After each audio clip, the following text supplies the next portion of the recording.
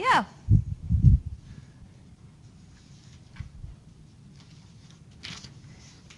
Okay, I didn't get all the names yet. So, for your project, this year, I think is the largest class in food analysis that I've had. And I was just thinking that when we have that many students, it might really be hard to find a project product and an industry contact. In the past 9 years or so that I taught the class, each individual would do their own project. This year, given that there are 43 of you in the class, and given that there are not 43 references that I know of in industry that could help, I am going to decide to have it a dual project. That means 2 per group. I know it's an odd number, 43, so one of you will be a brave soul and want to do it independently. They're welcome to do so. I don't want to have 3 in a group, so I would appreciate it if at least one of you volunteered to do it on their own, and I would kind of give you a suggestion for a product that is easy with a nice reference. Well, all the references are nice, but yeah. So I'm not going to decide on who your partner is, because what I want in other classes, they kind of randomly select 2 people for a project, but I'm not going to do that. I'm going to have you select your partner. The reason I'm going to go with this decision is I want you to select somebody you trust that will do the work with you. Not that you will do 90% of the work and somebody else would do 10% of the work. It will have to be equal effort, and I will depend on you to select wisely your partner and to share responsibility equally for the project and get the same benefit from having to do this project, because really it's a lot of work, but you will appreciate it towards the end, how much you learn from having to do this project. So please select a partner, email me, and then some of you already set a meeting with me for next week. Make sure that when you select a partner, that time works for both of you. Otherwise, we can change the time. So that was a decision that I made. I hope it's a good one for everybody. I think it's a good one. One other thing I want to point out is at the end, I'm going to change a little bit how I'm going to grade the project. I'm going to add an element, a score, that you guys will evaluate your partner. So how much work and contribution each of you had given to the project. So that would be part of the grade. Kind of an incentive that everybody works equally, not one doing more work than the other. Okay, so I will make a little tweak in the grading score sheet. And on Monday, I'll spend 10 minutes talking about a project and what we want to do in our individual meeting to discuss the project. So with that, I'm just gonna, any questions, concerns? Are we good? You like the idea, I hope, to have a partner? Yeah, I hope one of you at least doesn't like the idea, so you can do that on your own. Okay, so let's continue with last lecture, which was the introduction lecture, where we left off. We were giving examples about why do we want to analyze food, and from a consumer perspective and from an industry perspective.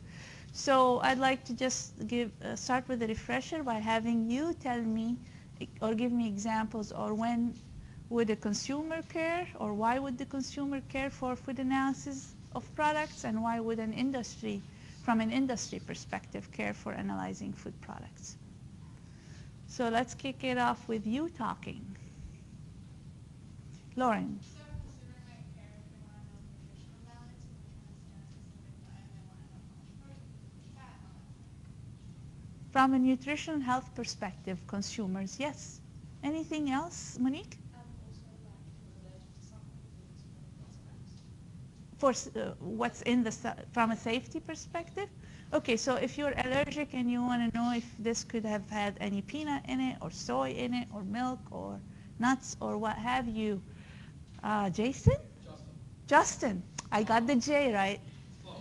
From a consumer standpoint, or from a producer standpoint, you could, if you had like competition and you want to know what was in your competition's makeup of theirs, and you're trying to make the product similar to that one. Competition, great. What else did we talk about, Billy? From like a quality assurance standpoint, just making sure that your product is staying within the boundaries of what you want it to be. Perfect. Consistency within the quality specification. You had your hand up. Huh? That was yours? Okay. What was your name? Carmen. Okay. Anything else? You can remember? So we talk quality, competition.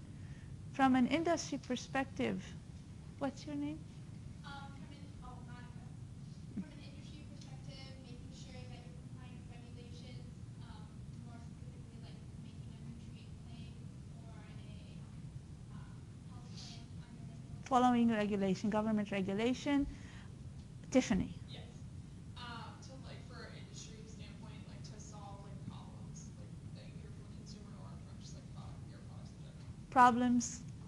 To know how your food is going to react over time, your shelf life and stuff. Yeah, that falls, yes, shelf life falls under quality and consistency. Okay, so that's great.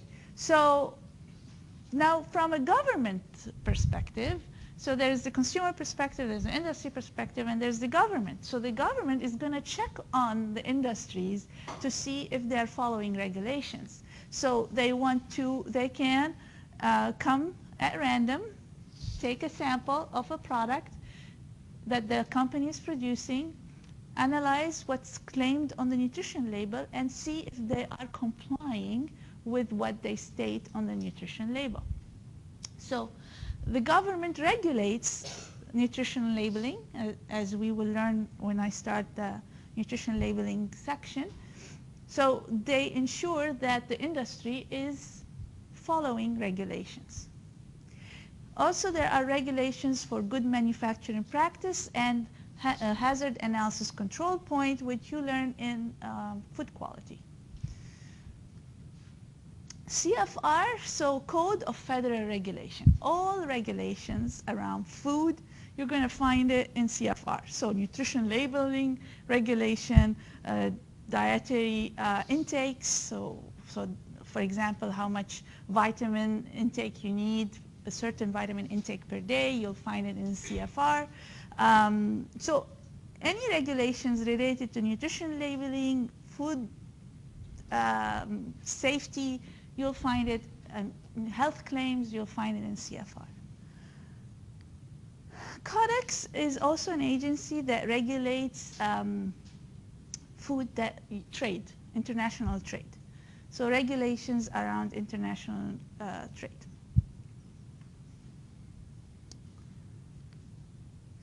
So when you start managing, or when you think about managing a product quality, so there are different stages of managing the quality.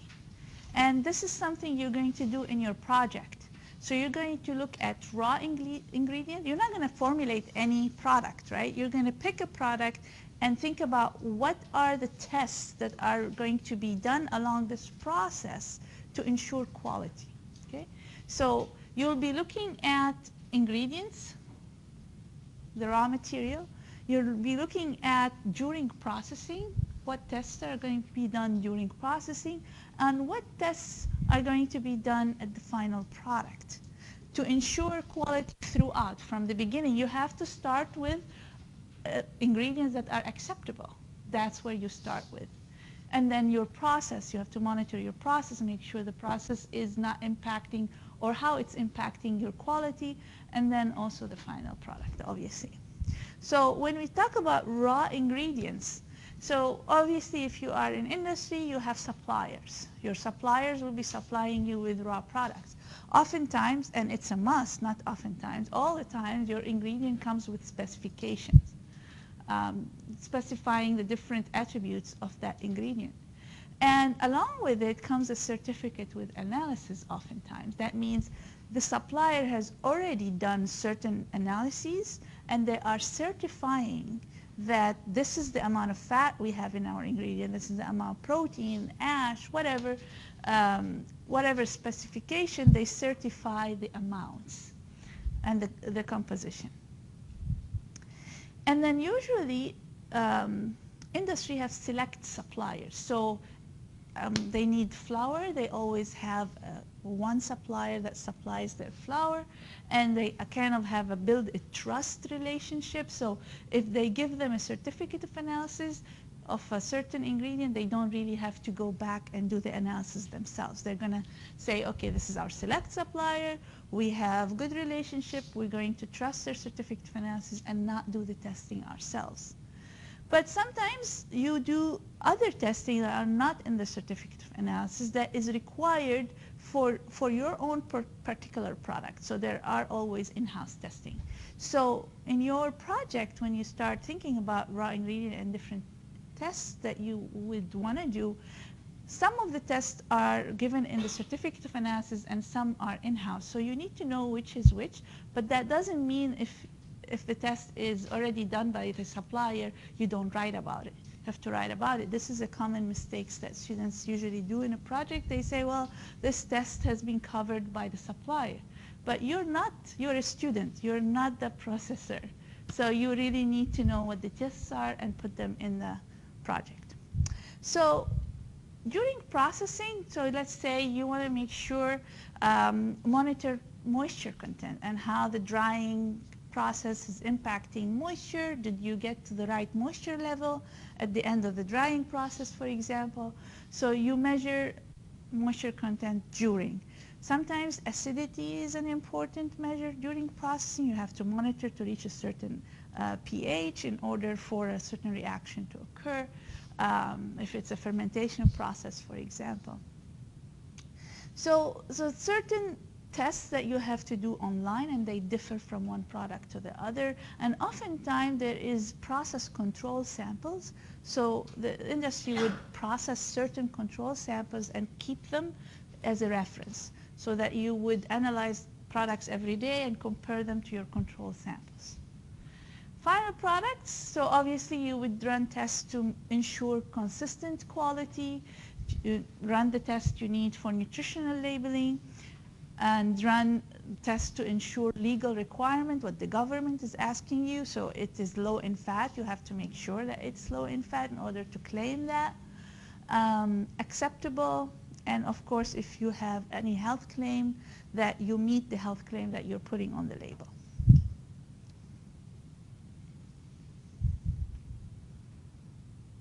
Okay. Well, if you have any questions, feel free to interrupt me, okay? Okay. As a food analyst, so you're in charge of doing a lot of different analyses. You have to start with, what do I need to know to begin? Where do I start? How do I begin? So first of all, you ask yourself, okay, what type of analyses I need to do? So am I looking at composition, fat, protein, moisture? Am I looking at rancidity, oxidative rancidity? Am I searching for an unknown? What type of analysis I'm going to be doing? That is the first thing you would want to figure out. Then you have to choose a method. We learned that, for example, fat, you have several methods you can use to determine fat content. There are several methods you can use to determine lipid oxidation. There are several methods you can use to determine carbohydrates. So, okay, I determined that I want to do fat. Now, which method do I use? That's the next thing you would have to decide on. Once that is decided, you have to decide on sample selection. What does that mean? Have you heard of picking a representative sample? Do you know what that means? What does that mean when I say I need to pick a representative sample? Any guess what that means? Mallory? It's testing a sample that is representative of the whole batch or lot, so we don't have to Exactly. Let's say you have 5 tons of flour. Am I going to test all the flour that I have for its quality? No, that's impossible. I need to take a representative sample of that flour. I need to ensure the homogeneity of the sample before I draw a sample for testing. So we'll talk about that in chapter 5. We talk about sample selection and sample preparation. Sample preparation is also important. How you're going to prepare the sample to avoid bias, to ensure that you have correct results and that you can trust the results that you have. And then you run off and do your analytical analyses or the analytical techniques to get the results, which you will then analyze the results and then interpret the data. And this is chapter 4, where we talk about data analysis and interpretation. And actually, you will be doing that entire semester with every lab report. You're going to collect the data, analyze the data, and interpret what it means. And then you make a decision. The decision could be approved, the sample is of good quality, or the sample is rancid, or the sample has the right amount of fat. So you make a decision on that based on your analysis results. While you're doing all of this, you have to follow government regulations. So there are certain methods that you can use. If you're doing nutrition labeling, you have to use particular methods. There are certain rules for sample selection and preparation. There are decision making. What can you decide if it is low fat, high fat? So there are you go back and make sure that at each step you're following government regulations. Okay, so let's look at type of analysis. So that would be your first question. What type of analysis? So type of analysis to be carried out is determined based on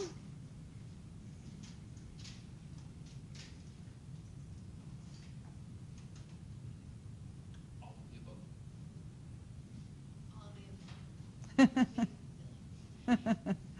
and that you're Emily, right? Okay, so yes, all of the above. So the type of analysis is obviously dependent on the type of product, and we'll talk about that. Health claims, are you going to make a health claim? What kind of health claim? So what type of analysis you need to do? And of course, the objective of the purpose of the analysis. Is it for nutrition labeling? Is it for consistency of quality? Is it for shelf life? Then the type of analysis will be determined. So then you need to choose a method. Okay, let's say you are going to determine fat content. Okay, now I need to choose a method. Based on what do I choose a method? There are certain characteristics of the method. So we look at inherent properties.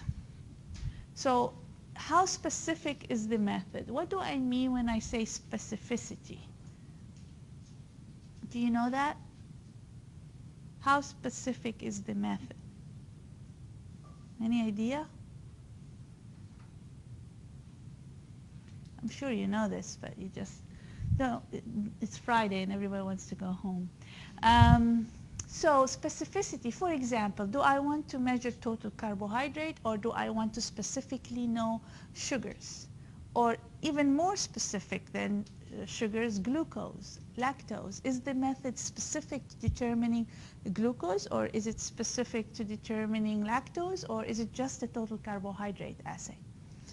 So specificity is important. So what do I need to analyze? I need to analyze glucose. Should I use a total carbohydrate assay that is general, or should I use a glucose enzyme kit assay? So I select the method based on what I need to analyze. And also precision and accuracy. This would be also covered in chapter 4. We talk about precision and accuracy. Do you know the difference? We learned that in high school and even in middle school sometimes. Talk about precision versus accuracy. What's the difference? And you're going to talk about precision and accuracy in the entire lab reports. Yeah.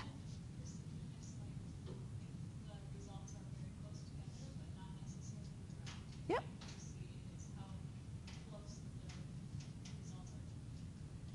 To the true value or the correct value. That is absolutely correct, and we'll talk more about that in a couple of lectures. How applicable is your method? So what sample size? Do you need 1 milligram or do you need 30 grams for the sample? Sometimes you would think, what's the difference? Why do I care? Sometimes you get only 10 grams to work with as a sample. So you really have to select a method that allows you to use samples within the means that you have available in terms of sample size. Reagents, are they dangerous reagents? Are they available? Are they expensive? Do you have the equipment that you need for that particular method? And what's the cost? How much you're going to pay to get the reagents, for example, or install on a certain equipment? So oftentimes, selection of a method could be for convenience and cost reasons. So not necessarily the precision or accuracy of the method. How useful? Does it take 8 hours or does it take 1 hour? Because when you're in industry, you don't have 8 hours to just do one assay. So you try to select a method that gives you results fast, that is reliable, meaning every time you do the assay, you'll get similar results. And then, do you really need it? Do you really need to do this test, or we can live without it?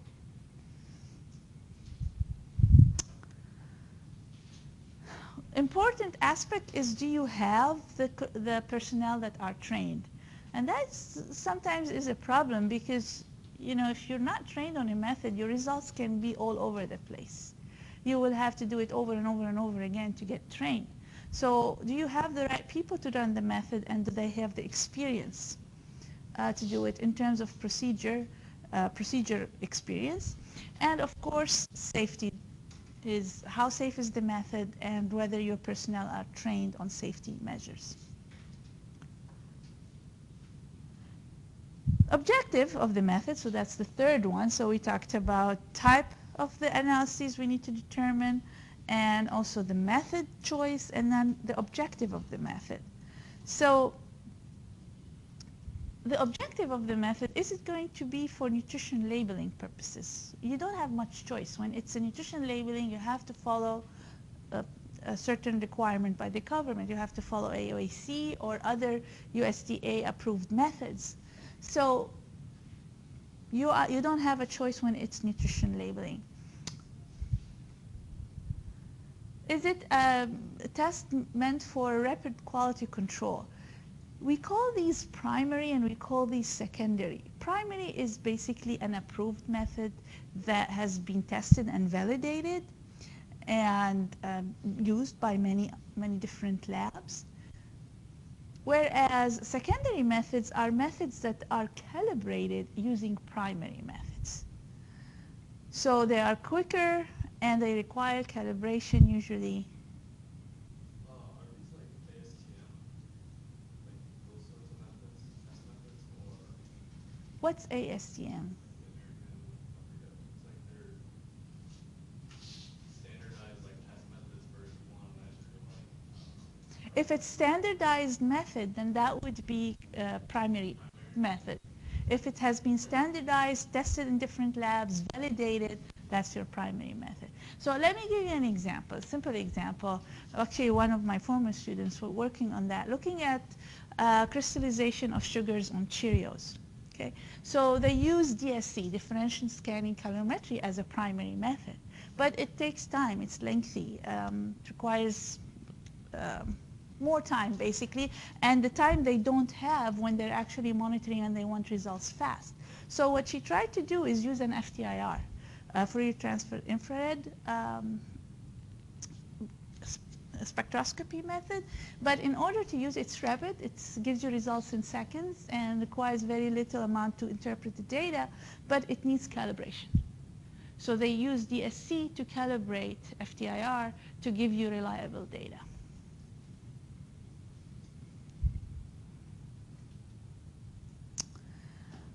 And that was Peter, by the way. Yes, Billy. So like for rapid quality control, you might have something where like, let's say you're, I don't know, you're making a powder or something and you have a reference sample and you're on the line and you can just see that the color is different or something that would. Yeah, sometimes it's as simple as visual. Sometimes you can do the Hunter test, the color test. It's just very simple method. Just look at the color and you have a spec sheet for what the color should be like. The LAB, right? Hunter is LAB values. Yeah. So yeah. Yeah, and then the online processing is similar to rapid quality control, but the only difference, the rapid quality control could be on the final product. The online processing is actually measurement you do online while you are producing the product. Looking at, like I said earlier, pH, acidity, moisture content, simple measurements that you would do to ensure that the process is going the way it should be at different stages.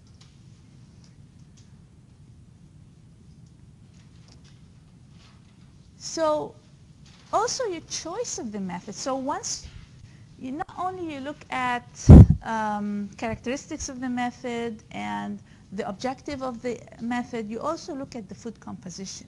So is your food all fat, like is it oil? Or is your food high in fat and carbohydrate, or high in fat and protein, or high in carbohydrate and protein? So what's the components of your food? And these are just examples of the different foods at different categories. Based on the components of the food, you would select specific method. I'll give you an example here. And we will learn about that more when we cover that chapter.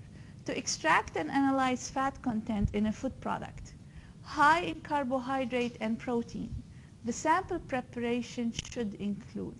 Do you have any idea? Just guess.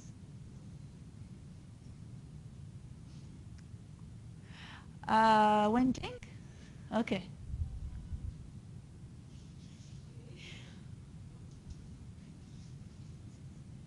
A? Why do you think you want to dry it? We said high in carbohydrate and protein. Any other idea? Do we want to dry it? Your name first? Brad, yeah. Well, C is correct, but so A and B are incorrect? Okay, of course. Why would you know this? Pam, why would I know this? Okay, you shouldn't know this. You will learn about it. Okay, so when you want to analyze fat, you want to make sure, you want to extract definitely the fat and quantify at some point. But in order to extract the fat by a solvent, you have high carbohydrate and high protein. The fat is intertwined with this matrix. You have a lot of carbohydrates and protein that might hinder the solvent from extracting the fat or reaching the fat and solubilizing it. So acid hydrolysis will hydrolyze carbohydrate and protein.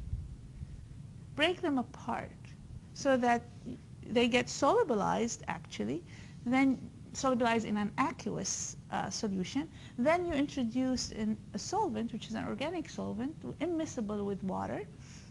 Then you can solubilize fat and remove it from the complex carbohydrate and protein matrix. Here's an example illustration. So you have acid digestion and no acid digestion. And look at, let's say, flour, for example, or even dried eggs, or all of them. You'll see lower values without acid digestion.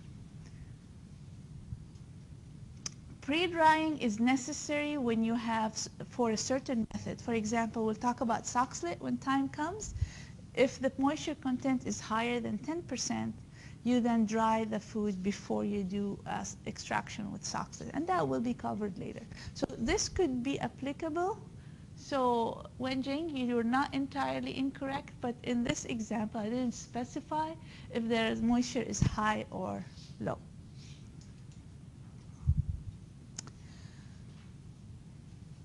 So, of course, you want to check the validity of the method.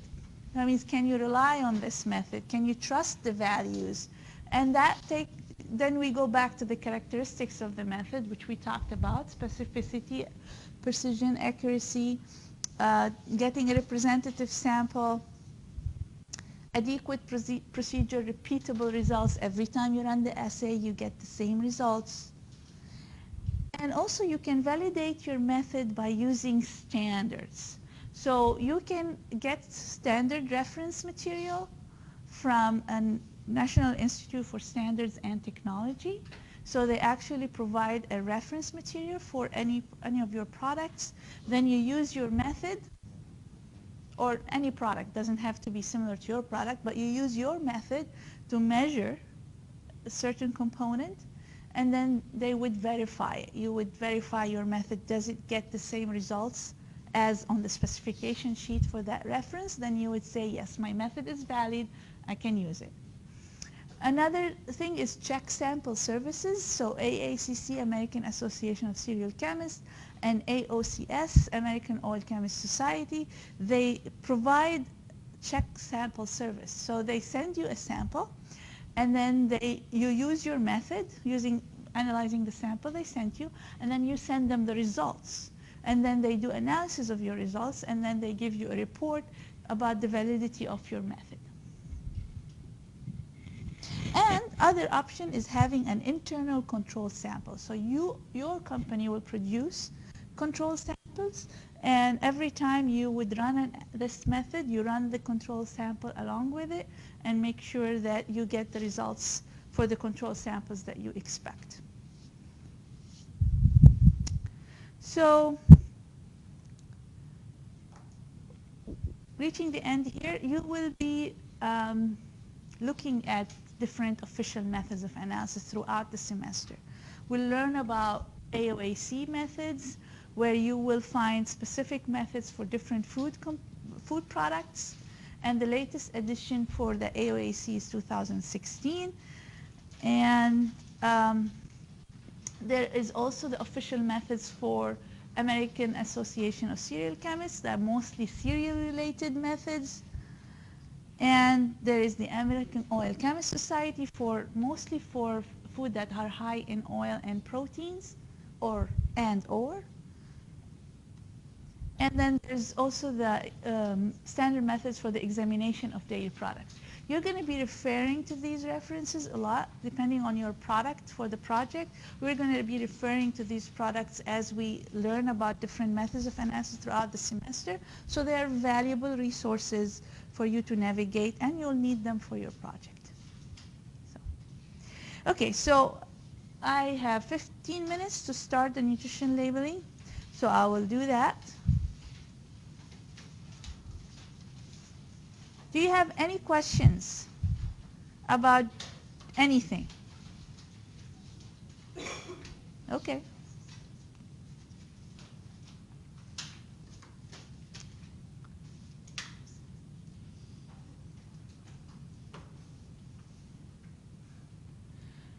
So nutrition labeling is chapter 3. Again, I updated my slides. It might be a little different from your packet if you have packet. Especially I updated because the new edition have the updates from the 2016 nutrition labeling update by the government. So there are a lot of tables and figures that have different numbering than what's in there in your packet. So I made these updates according to the new edition of your book. And I posted the most recent PDF on Moodle for this lecture. Not a lot of difference, it's just making sure that it follows the new book edition. All right. Which of this is correct?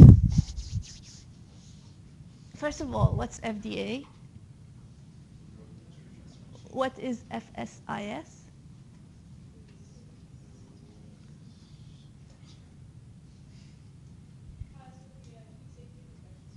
Thank you.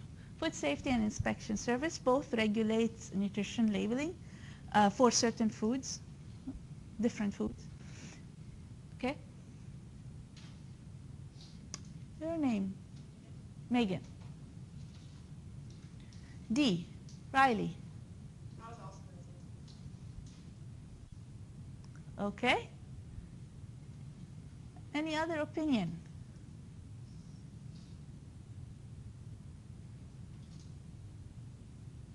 Just D is correct? Mallory? So we have C and D. What else? Is anything else correct?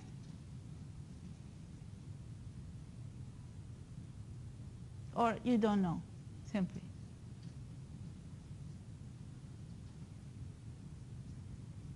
I'm going to wait. Is E? You're Molly. Yeah, Molly. Okay. Yeah, that's okay. I'm testing myself if I know your name. Correct. So what did you say? E? E? Yeah. Okay, so now we have C, D, and E. I'm gonna side with the D group. Just the D? Just the D. Okay, Lauren? I think there's something like a short abbreviation maybe, and it'd be A and B.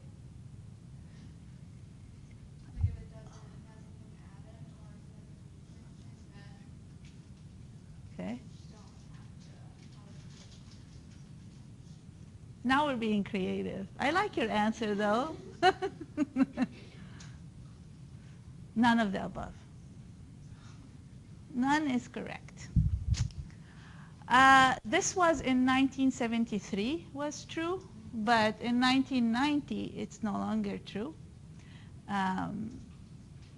This one also in 1973. That's why I liked your answer, because at one point it was correct.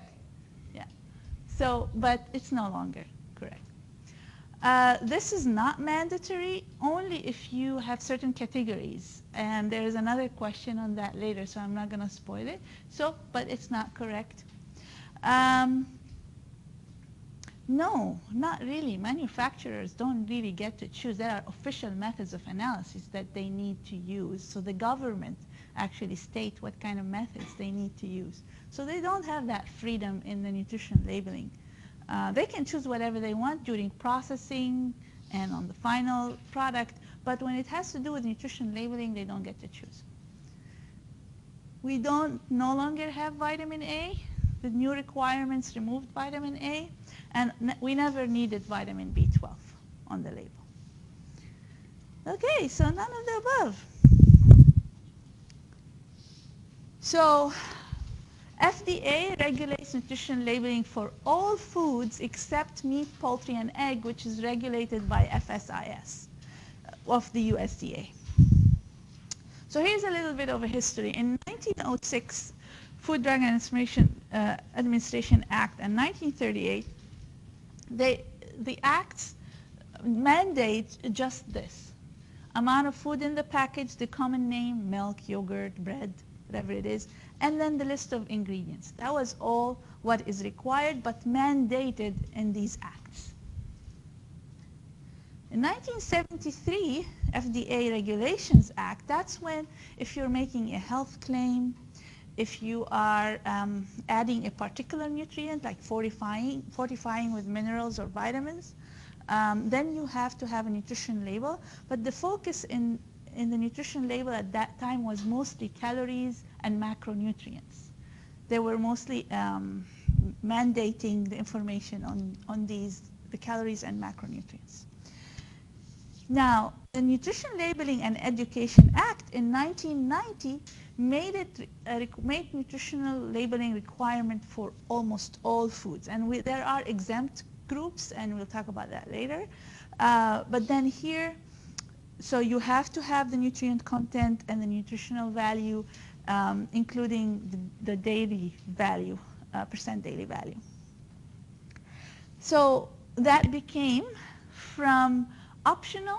It was optional in 1973, only required when you have a claim or an added nutrient, to mandatory where you add nutrient content and nutritional value in 1990 for almost all foods. So it became required. The reason that happens is over the years, where in 1973 era, they were interested in fat content and calories and associated diseases, whereas later on they looked at the impact of micronutrients, other nutrients, not just the macros, so looking at vitamins, minerals. Also, within the carbohydrate, for example, amount of sugar, amount of dietary fiber, fatty acids, saturated, non-saturated, trans fats. So they became more aware of the other components, not just the macro nutrients. And then the Code of Federal Regulations, CFR, has all of the regulations around the nutrition labeling. Okay, so up until 2016, this is how the nutrition labeling looked like. That was before last year. And the one thing that I wanted to add is that in 2003, I believe, was it 2003 or 13, when trans fat was added? I think 13, right? And then this was added because of the new findings, or at that time, new findings about the connection of trans fat and heart disease and cholesterol levels. So it became mandatory that trans fat needs to be on the label at that time. But now the nutrition labeling changed. It was proposed in 2014 and approved in 2016. And then the new edition has it as figure 3.1. And then you can see calories, bold. Like the first thing you want to see is the amount of calories you're consuming. And then what else they did is they had added sugar was something not there before. There was only sugars. Now people need to know how much added sugar compared to the naturally occurring sugar you have in your serving. And also, look, there's no more vitamin A and vitamin C. Instead, there's vitamin D, and now there's potassium. There was no potassium.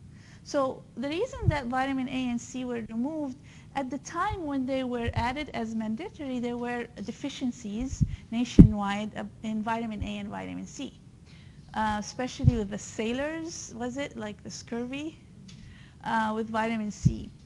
And that was related to the eye, deficiency of vitamin A and impact on the eyes. But this is no longer a problem, at least right nowadays. What's more a problem is vitamin D deficiency. We don't spend a lot of time under the sun. And we don't probably consume food fortified enough with vitamin D. So, and then potassium is also based on recent or more studies showing the importance of potassium in the fluid balance in our body and the electric balance.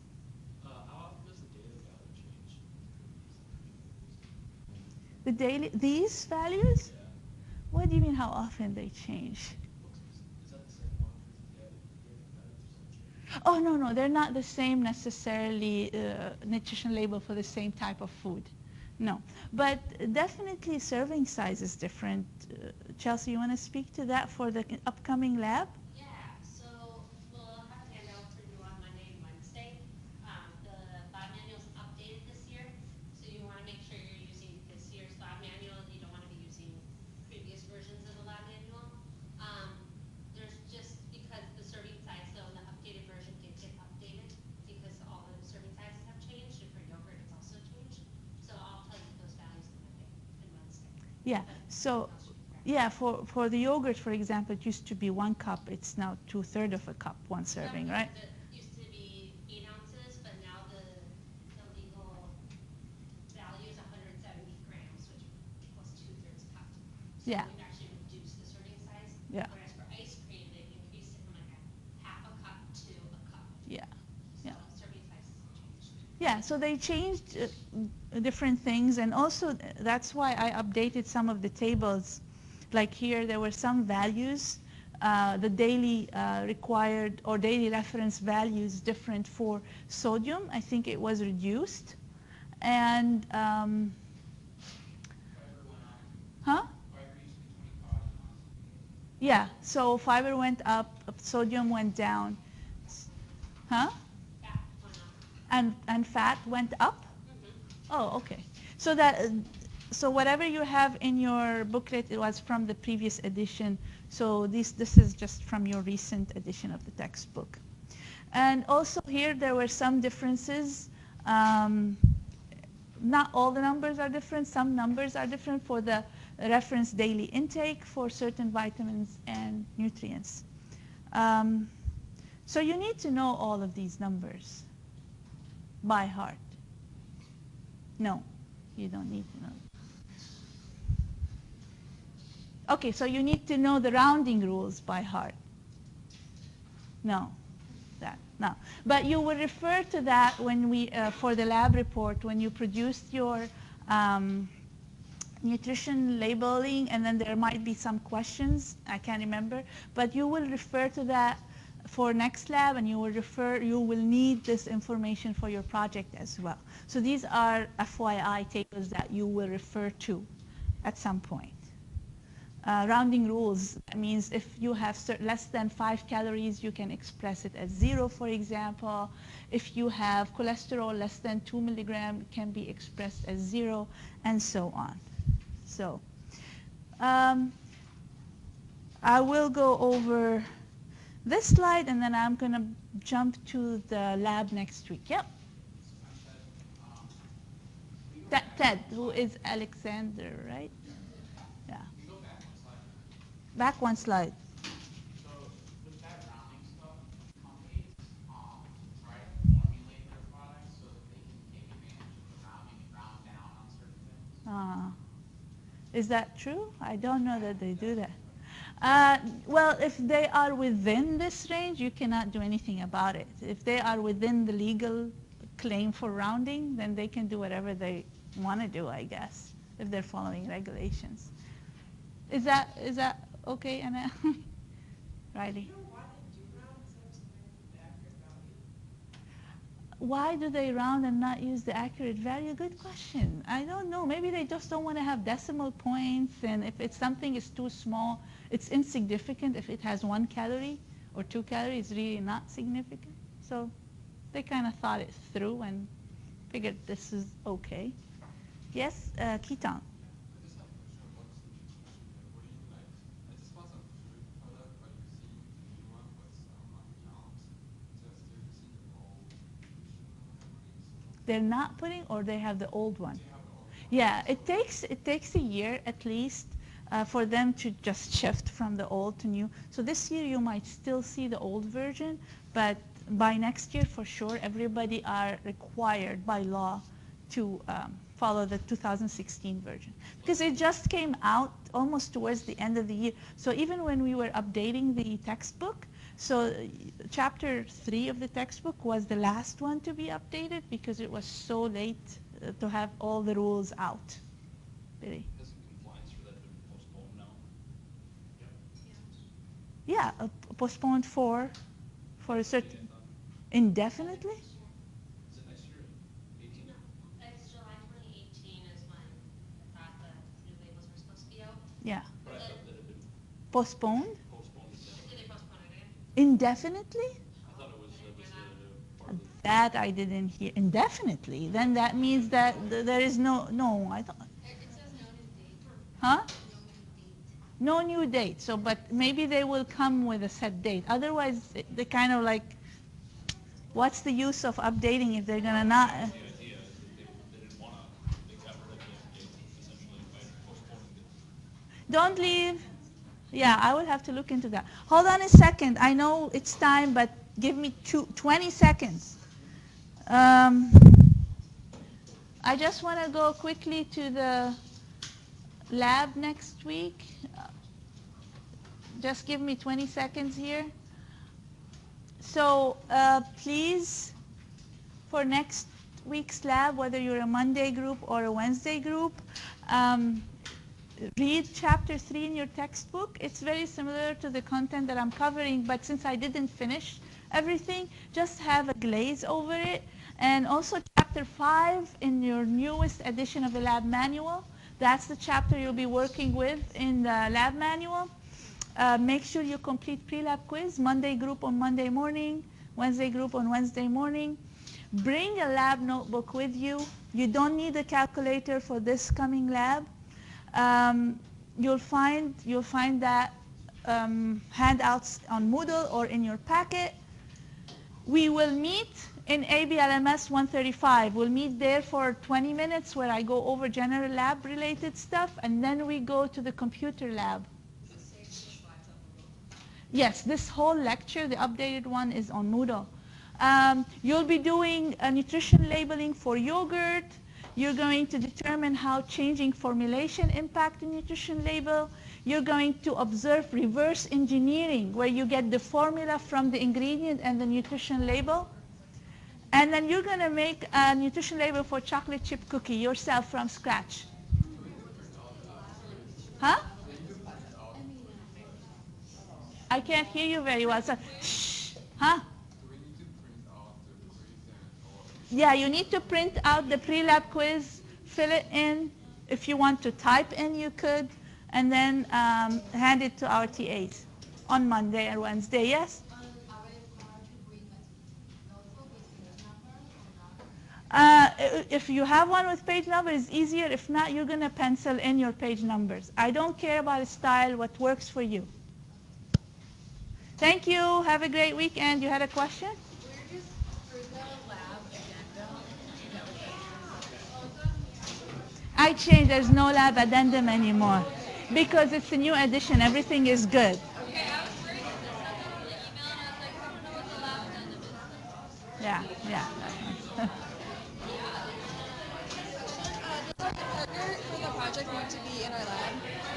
In your lab group? Yeah. No. They can be in a different lab? Yeah, it can be anybody in this classroom. Okay, perfect.